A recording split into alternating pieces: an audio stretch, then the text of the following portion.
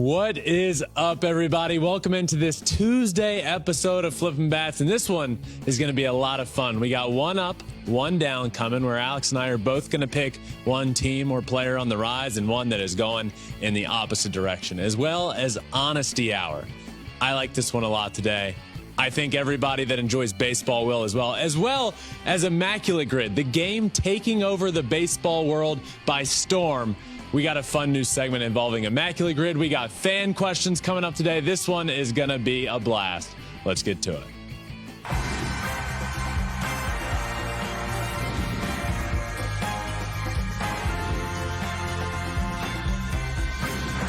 Fly ball onto the track, at the wall, it's gone! Home run! Turns on a ball, deep right field, and gone! What a game, what a moment.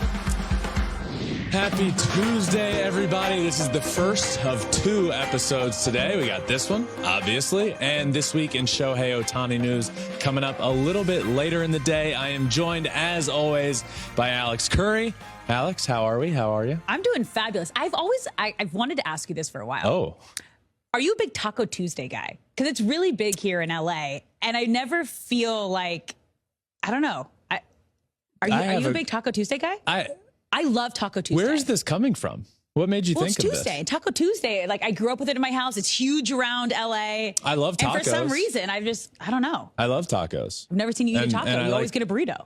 I love tacos and I love Tuesday. So I guess I like Taco Tuesdays. Well, there you have it. Random thoughts that just pop into my head. Random thoughts with Alex. That's for sure. Yeah, so it's Tuesday. We got two today. Tomorrow, we have one of the best pitchers in the world joining. Zach Gallen of the Arizona Diamondbacks comes on tomorrow, and that was a really, really fun conversation. And one thing, I'll just say this. One thing, when we started talking about him in the minor leagues for a second, and he played in the same division I did at the same time. And I was like, did we face each other?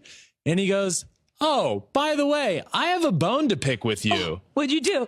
Well, you'll have to listen to the episode tomorrow. Ah, what a tease. What a tease. Like, teasing me, not telling me, but also I'm teasing the tease with to tune in and listen to it. It was a hysterical conversation, but also talking all about like how he became the pitcher he has. And if you're a baseball fan at all, you will really, really enjoy hearing Zach Gallen tomorrow. So that's going to be a lot of fun. I'm excited for that. Thanks. Also excited for Taco Tuesday tonight. Obviously, I mentioned that off the top of the show. Yes. But let's get right into it. You mentioned it. We are getting back into a segment that we used to do all the time called One Up, One Down, meaning Ben and I are each going to talk about a player, a team, an organization, anyone within the baseball world that may be on the rise and someone that's on the down. So let's start with the ups. And Ben, who's your up? My up this week is the Seattle Mariners.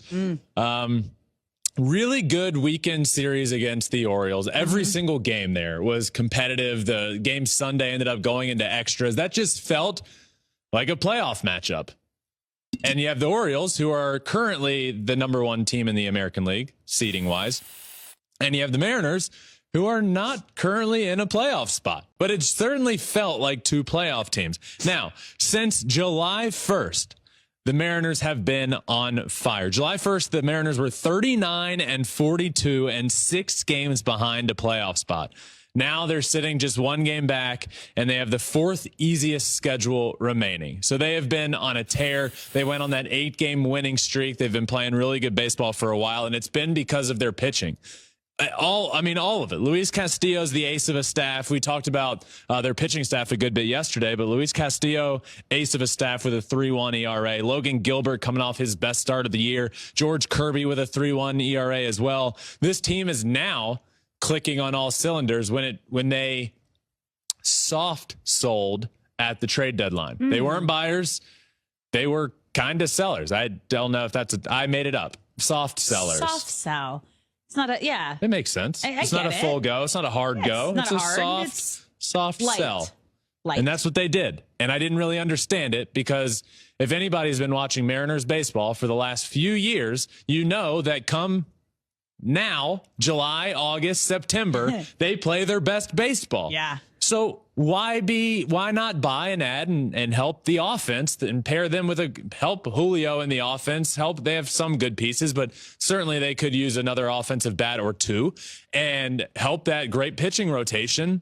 They've been playing really well. I didn't love the decision to not be buyers at the deadline, but I do think they are one of the best. They're playing some of the best baseball right now in all of the league, and the Mariners are my one up. I like that. I think it really also turned around when they swept the Angels. Yeah. They really gained some ground in the AL West there, and that's when everyone kind of took notice of, yep. Yeah, no, they're hot. Yep. It is Tuesday, so Alex's one up is going to be tacos. Let's hear it. Hey, no, who's your they one actually up? Are. Whoo! My one up is one of the other greatest teams in baseball right now. The Los Angeles Dodgers, they have been red hot in the month of August. It has been 2 weeks of greatness. They've only lost one game in the month of August. They are 12-1. And the Dodgers, they always find ways to push it to another gear during the season, but they're making a statement right now. They are taking care of business, controlling their own destiny within the National League by winning.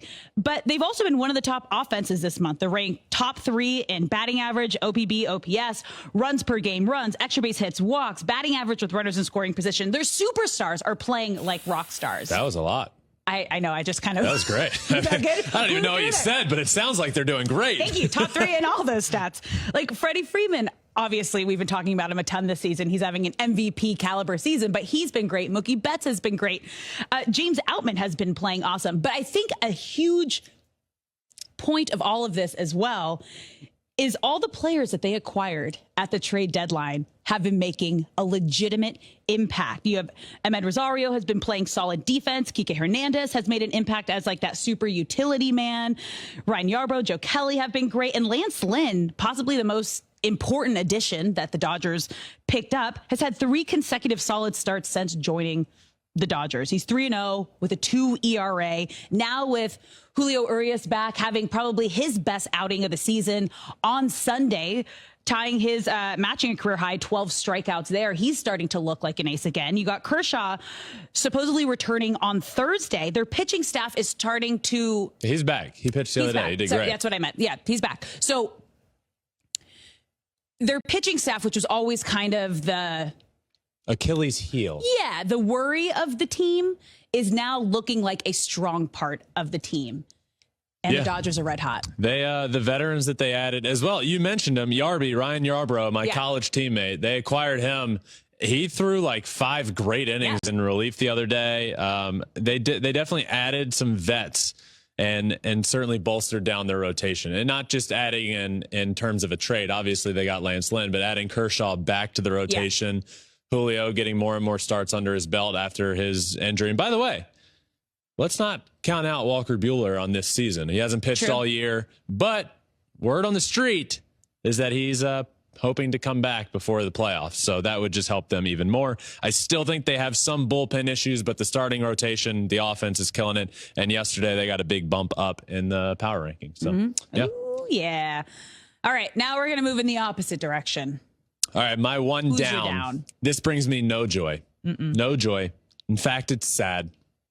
So sad my face is turning red. It's the Reds. Okay. Keep going. How's that transition queen over there? How's that for you? Not bad. The Reds are now they're 61-58. They're out of a wild card spot currently. 4 games out of the division lead, and they're in 3rd place. Let's flash back to just 2 weeks ago, August 1st. The Reds were 59-50 and in 1st place in the NL Central. 2 weeks later, since then, they have gone 2-8, and they are not even in a playoff spot. They are in 3rd place in the division, and a lot of that has to do with the pitching. The team ERA has been brutal since the trade deadline, since they, side note, added nothing at the trade deadline to help their team. The offense, when the pitching is okay, the offense isn't doing enough. It's just, look, this is a success of a season for the Reds. They've been great. It's been fun to watch the Reds all year long. The future is very bright. All of that can be true while also saying they are my one down right now because I am frustrated that they are falling further and further away from a playoff spot. So my one down is the Reds. What about you? My one down. Is that what you asked me? Did I say you're one up? No, I asked what you're one down. I didn't hear you, so I was just assuming that's what you said. I just want to make sure before I went right into it. My one down also doesn't bring me any joy. I never like talking bad about this team. They have a huge piece of my heart, but my one down are the Angels. This was supposed to be their big push once they decided to not be sellers, keep Shohei Ohtani, be buyers at the deadline, and make that push for the playoffs. And it has been, quite honestly, the exact opposite of what exactly this team needed to do to try to be in a position to get to a wild card spot. They lost 7 in a row in August. They've only won 1 series this month. They are falling further and further behind in the wild card race. And the only way you're going to have a chance to keep the best player in the game, Shohei Ohtani, once he becomes a free agent at the end of the season, is to get into a wild card spot. And right now, it is not looking very great. I mean, we've seen Shohei Ohtani get pulled out of multiple games with cramps. His body is exhausted. He is missing his start tonight because of arm fatigue, not because of injury. That's very important to understand. He is just tired. We have heard him in the past say he needs a day off, but he doesn't feel like he can take a day off. And now his body is forcing him to take a day off. They still don't have Mike Trout back. The latest report was on August 7th. He progressed to swings off soft toss, but without Trout in the lineup, Shohei doesn't have protection, and you don't have your second superstar, and this team is not going to win without their second superstar. So they can't get Mike Trout back fast enough, and they need to turn things around like tonight, right now, if they want a chance at any shot at a wild card spot. Yeah, I agree. I'm going to be honest. They stink right now. Oh, yeah. I'll take care of the transitions today, Alex, because I'm going to be honest. It's on to honesty hour. Let's all hop in the trust tree where we get to be honest about anything we want. Right. And today, I need to be honest about hitting a baseball. All right. Hitting a baseball is the hardest thing to do in all of sports. Okay. And this isn't just coming out of nowhere. I am referencing a Joey Votto tweet that he sent out over the weekend that regarded this situation, saying it was a hypothetical question to the world. You get an entire year of major league plate appearances, approximately 650 at bats. How many hits do you get? How many walks do you get? And how many hit by pitches do you get? You forgot the gulp. He did say, how many hit by pitches do you get? So obviously, this question blew up. A lot of fans, a lot of people in the comments saying, yeah, hitting's hard. I'd probably hit .050 on the year. I'd probably do this. I'd probably do that. And the conversation that I want to make sure people know is just how hard hitting a baseball that's going 95, 100 miles an hour is. And I do think a lot of people understand. There were plenty of comments of people saying, I wouldn't get a hit. I'm not hitting 95, 100 mile an hour with off speed. I'm just not. One important part to this entire conversation is there is a major league defense out there that is preventing you from getting hits as they normally would. But let's be honest about hitting a baseball. This will end the conversation of the hardest thing to do in sports. Okay. Let's talk science behind this. I'm ready. Let's talk science. Okay. You have 50 milliseconds to decide to check your swing or not. Okay. But after that point, you've committed too much. You won't be able to check your swing. You're hitting a round ball with a round bat, and the point is to squarely hit the ball with a round ball, round bat, coming 95, 100 miles an hour at you. Failing 7 out of 10 times over the course of an entire career for a Major League Baseball player means that you are a Hall of Famer. You are one of the best to ever do it. If you are failing 70% of the time. Now, you have less than 0.25 seconds to see the pitch, less than a quarter of a second. And this is on a 90-mile-an-hour fastball. These are the numbers that we talked about in the Tigers organization. If you really want to talk about it, we would have these conversations and it would get to the point where you're having to control your breathing and your blinking at the plate. Okay. But we know these numbers. Less than a quarter of a second to see the pitch. You have to judge the speed and location. You have to decide what to do, and then you have to swing. So on a 90-mile-an-hour fastball, you have 400 milliseconds. Okay. 400 milliseconds from release to the plate. The first 100 milliseconds are used for the batter's eye to see the ball and send an image to the brain. The next 75 milliseconds are for the brain to gauge speed and location. The next 50 milliseconds are more to decide if you're going to swing or not. And then the 165 remaining milliseconds is where the brain signals the swing to begin. If it's as little as 7 milliseconds early or late, that will be a foul ball and the ball won't even be put into play. So finally, a famous physicist named Robert Adair once dubbed hitting a 95-mile-an-hour fastball simply impossible. It is a superhuman feat. So, to the minority that I would say answered this question, saying I'd be fine. I could hit .050. I could get hits. To think that the average, and I'm talking about the average here, not people that are better than average at baseball, whatever you believe that might be, but the average person ain't hitting a baseball. It's the hardest thing to do in sports, and this question caused quite the stir on social media. It was fascinating. I actually answered the question myself. I played professional baseball, right? Played it for 5 years. Career minor leaguer, never made it to the big leagues. I said if I got a full season of 100 or 650 at bats right now as a washed up former pro, I could hit 100. About 100 is my guess. So people that washed up former athlete, hung him up a while ago. Okay. Never actually made a full, regardless. We can talk about this. Yep. Hitting a baseball is the hardest thing to do in sports. And Joey Votto brought about a fantastic question that led me to realizing that I think a lot of people out there don't quite realize what it's like seeing a 100-mile-an-hour fastball. And they think because they hit maybe 300 in high school that they'd be able to get a couple of hits in the big leagues. So it's the hardest thing in sports, right? That's the conversation. We think it's the hardest thing in sports. Yeah. Harder than catching an NFL pass with a bunch of defensive players on you, maybe a quarterback throwing a pass with all these linemen coming at you. Yes. Harder than stopping a penalty kick, harder than hitting a 3-point shot. Penalty kick, I think, is different because the odds are like I'm just trying to list things that people could compare it to. Absolutely. And I think by and large, we can put this question out there. I think it's been asked a million times in life, but I think by and large, you ask everybody around sports, the hardest thing to do in sports. And I think the majority of people are in consensus. I'm curious. Yeah. Are in consensus to say it's hitting a baseball. It just scientifically, it's just doesn't make sense to do. So this just brought up an interesting, it's a fun hypothetical.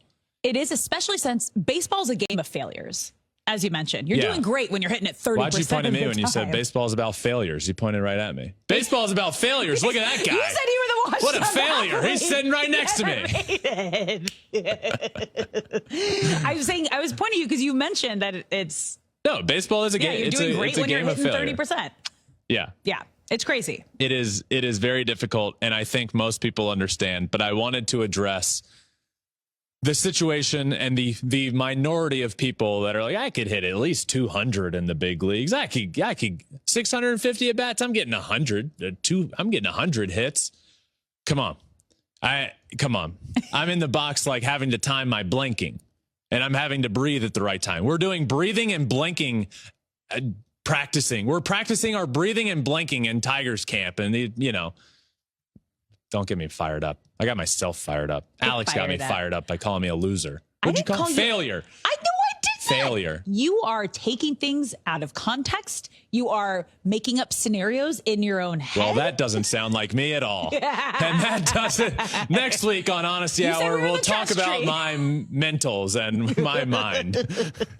That does it for this Honesty Hour. We are on to Immaculate Grid. All right, so the new game that we're going to try here on Flippin Bats is called Immaculate Grid. Now, this is actually a real-life game that's taken over the baseball world. I have watched Ben freak out daily trying to get these right. So we want to figure out a way to incorporate it into Flippin Bats. So, Ben, I'm going to let you take it away and explain your favorite game. I am excited about the way that we've figured out how to incorporate it, which I'll explain in a second. But first, let me explain Immaculate Grid to those that do not know. It is a game that, yes, has taken over the baseball world by storm. It is a 3x3 square. So there are 9 small squares within one large square. So basically 9 different areas for you to guess a player, current or former player, that matches up with that square. So there's 3 vertical rows, 3 horizontal rows. And for example, I do not know today's. For example, it could have the Atlanta Braves on one horizontal square and the New York Yankees on another horizontal square. And if whatever that square matches up, you have to figure out a player, past or present, that has played for both teams. Now, there are a lot of teams involved. There are also accolades sometimes. Like this player hit 300 for this team. And it'll be trial by error here. You'll figure it out as I'm going through it. But for the show, what we want to do is I'm going to have 90 seconds. Now, normally when I do this game, and Alex referenced that I normally freak out, it's because the goal for me is to get the lowest percentage, right? Like everybody knows that, certain player, Albert Pujols, played for the Angels and the Cardinals, but sometimes your immaculate score is lower if you get a much lesser known player.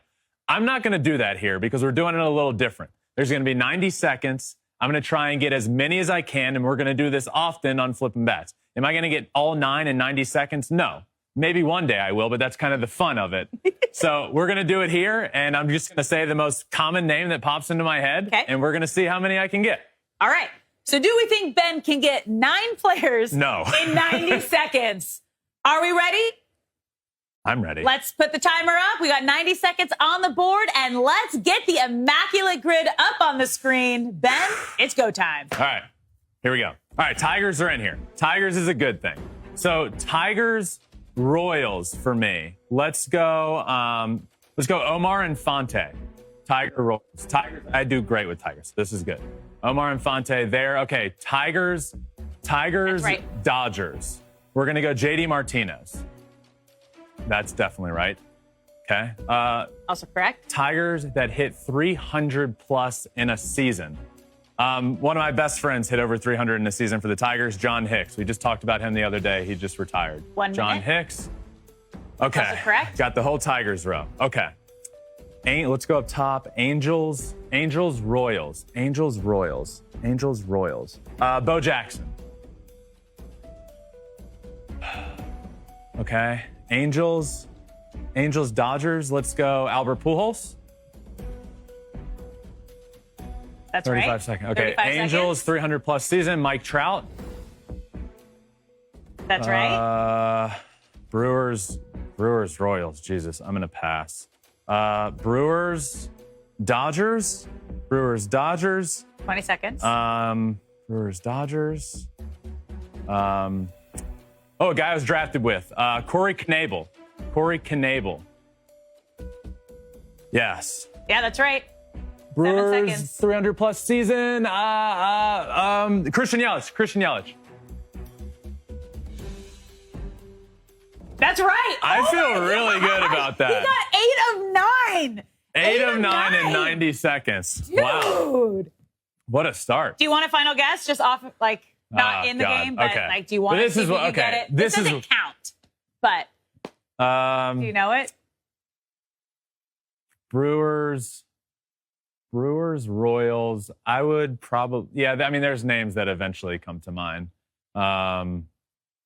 Lorenzo Cain, Zach Greinke, Scott Podsednik would be a good one here, I think. Yeah, that works.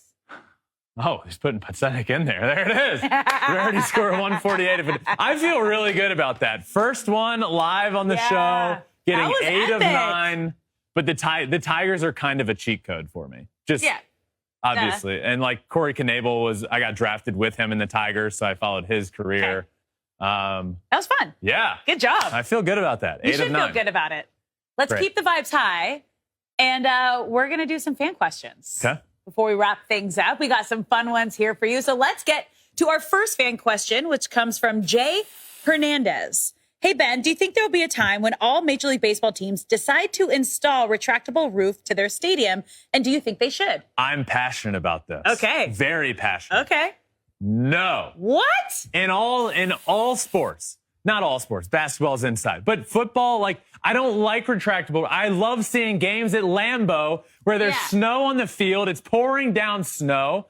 Like, games, baseball, football, soccer, sports in general, don't put roofs on everything. There's some I understand, like the Rangers, the Astros. You can't be all the Florida teams. You can't be playing outside in 110 degrees. Though my minor league team that I played in the minors for years in Florida, that didn't have a roof, and I almost died in the heat. But I mean, there's some I understand. But like, God, there's something about like October baseball when it's cold outside, but that's why it's retractable. So I do think that if you're building a new stadium and you're in a place where you have a lot of weather, whether it's rain, lightning, extreme heat, I think it's important to have the retractable roof just in case you get a weather day and you have to cancel a game. Then we wouldn't have all these delayed games, canceled games, double headers, back-to-backs because of the weather. Like, if you have the opportunity, you are building a new stadium, yes, put it in as an option. So when and if that time comes, you can still play the game. By the way, as a player, loved rainouts. Loved them. You live for them. Get you an extra day off. Great. Also, fans hate them. Retractable, but like, yeah, we would never get a snow game. It's not like they'd be like, oh, it's snowing today. Let's open up the roof. No, like no more elements. It's what makes it like October baseball. They'd close it to make the temperature perfect inside. Like there's no like October 30th or October 31st. It's Halloween night. It's game 3 of the World Series. What do you mean it was so hot in Houston? Outside. It was so hot in Houston. Well, Houston's a different story. It was horrible. Which is why I think it was horrible. Yes, it was hot. But my point, I'm passionate about this. I love sports outside. Yeah. Love them. If you can, and you can play a game in the elements, yes, keep it outside. But if there's lightning, if there's rain, and it's going to rain out in certain sports like baseball where you can't play when it's super rainy, have the retractable roof if you're building a new stadium and you have that option.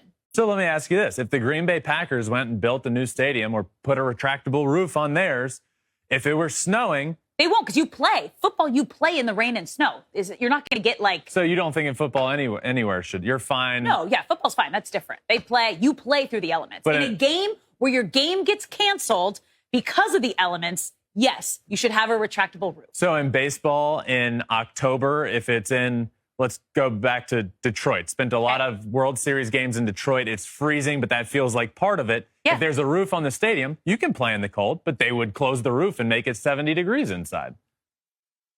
I hate it. I hate it. All right. Let's move on to our next fan question. This one comes from Matthew. Will the Braves passing on starting pitching at the deadline keep them from winning the World Series this year? I don't think so. I think they passed on starting pitching knowing what was coming. Yeah. Like getting Max Fried back, getting Kyle Wright back.